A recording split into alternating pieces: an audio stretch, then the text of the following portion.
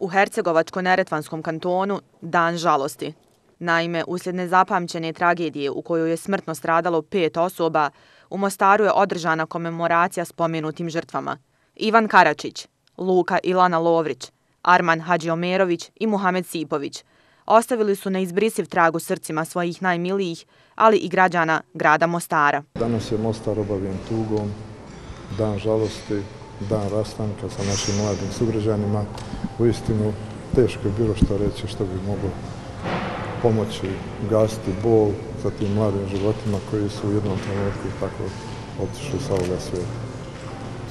Mi ispred grada pokušavamo osigurati nekako dostojanstven ispraćaj koliko je to moguće u bolu, u tuzi, u jednoj tišini i rekao bi na neki primjeren način koliko to može biti primjereno, da pomognemo obiteljima da svoju bol lakše prebrode, jer sigurno da roditeljima ta bol je nemjerljiva. Pad aviona koji je trebao predstavljati samo jedno od rutinskih panoramskih razgledanja grada, unio je golemu tugu te izazvao ogroman bol kod porodica i sugrađana ovih uzornih građana.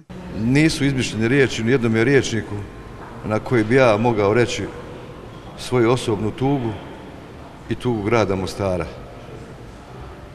Ovaj nemili događaj je zadesio djecu, odrasle i ostavit će dugog trag prije svega u njihovim obiteljima, njihovim porodicama, u građanima grada Mostara. Od tragično preminulih oprostili su se i učenici i profesori škola koji su pohađali Lana, Luka i Arman, predsjednik Aerokluba Mostar Jurica Kolobarić, kao i Aida Kajan iz socijalnih ustanova čiji je član bio i dugogodišnji pilot, preminuli Ivan Karačić.